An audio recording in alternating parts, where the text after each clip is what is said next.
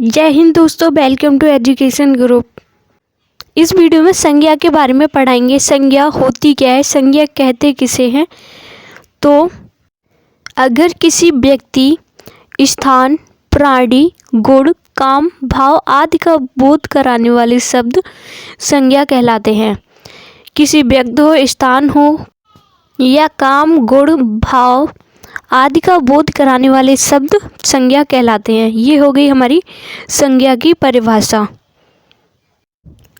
मूलतः संज्ञा के 3 भेद होते हैं। अगर आपसे ऐसे पूछ लिया जाए कि मूलतः संज्ञा के कितने भेद होते हैं, तो इसका आंसर हो जाएगा 3। मूलतः संज्ञा के 3 भेद होते हैं। अगर आपसे ऐसे पूछ लिया जाए संज्ञा के कुल भेद कितने हैं, तो इसका आंसर हो जाएगा 5। सबसे पहले पढ़ेंगे व्यक्तिवाचक संज्ञा। जिन संज्ञा शब्दों से किसी एक ही व्यक्ति, वस्तु, स्थान आदि का बोध होता है, उन्हें व्यक्तिवाचक संज्ञा कहते हैं। व्यक्तिवाचक संज्ञा में किसी एक विशेष वस्तु, विशेष व्यक्ति, विशेष स्थान आदि का बोध होता है, उन्हें व्यक्तिवाचक संज्ञा कहते हैं। जैसे व्यक्तियों के नाम राम, कृष्ण, श्याम, रविंद्र, रमन, आदित्य, ये सभी व्यक्तिवाचक संज्ञा में आते हैं। जैसे राम ने मुझे बुलाया, जब मैं राम को जानता हूँ तभी तो उसने बुलाया मुझे, तो राम हो जाएगा विशेष व्यक्ति, यानी कि व्यक्तिवाचक संज्ञा में आएगा। फलों के नाम अमरूद, आम, सेब, संतरा, केला इत्यादि, ये भी व्यक्तिवाचक संज्ञा में आएंगे। ग्रंथों के नाम रामायण, रामचरितमानस, पद्मावत, कामायनी, कुरान इत्यादि, इसमें भी किसी एक पुस्तक का बोध हो रहा है। जैसे रामायण एक विशेष पुस्तक है, रामचरितमानस ये भी विशेष पुस्तक है, पद्मावत ये सभी विशेष पुस्तकें हैं, तो ये सभी भी व्यक्तिवाचक संज्ञा के अंतर्गत आएंगी। समाचार पत्रों के नाम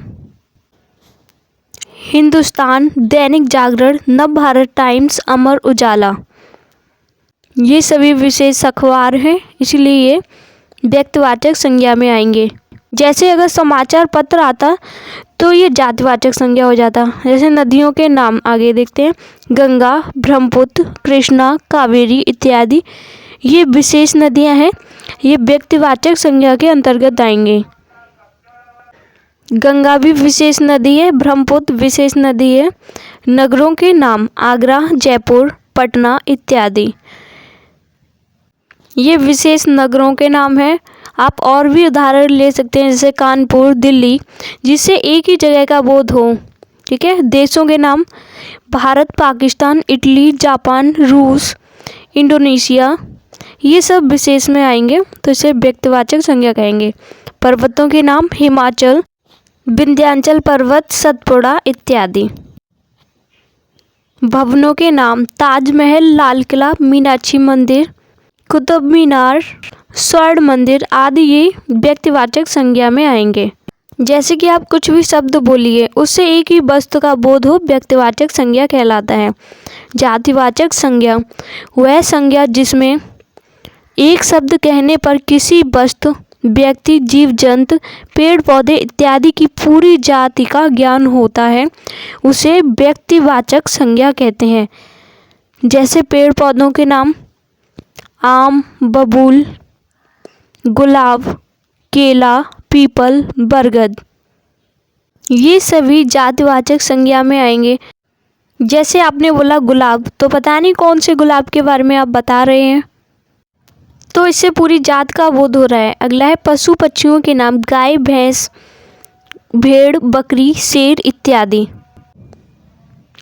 वस्तुओं के नाम मेज, कुर्सी, कलम इत्यादि। अगर आप पर्सनल मेज की बात करें तो ये व्यक्तिवाचक में आएगा, वैसे ये जातिवाचक संज्ञा में है। पदों या व्यवसायों के नाम सिपाही, लेखक, विधायक, मंत्री इत्यादि। मनुष्य के नाम लड़का, लड़की, महिला, पुरुष, बालक, बुआ, डॉक्टर, माता पिता, ये सब जातिवाचक में आएंगे। फल फूलों के नाम गाजर, गेंदा, चमेली, अमरूद, संतरा इत्यादि। अगर सिर्फ एक गाजर या गेंदा की बात हो तो व्यक्तिवाचक वरना जातिवाचक। प्राकृतिक तत्वों के नाम बिजली, वर्षा, आंधी, तूफान, भूकंप, ज्वालामुखी इत्यादि। अगली संज्ञा है भाववाचक संज्ञा। जिन संज्ञा शब्दों से किसी व्यक्ति के गुण, दशा या व्यापार का बोध होता है उन्हें भाववाचक संज्ञा कहते हैं।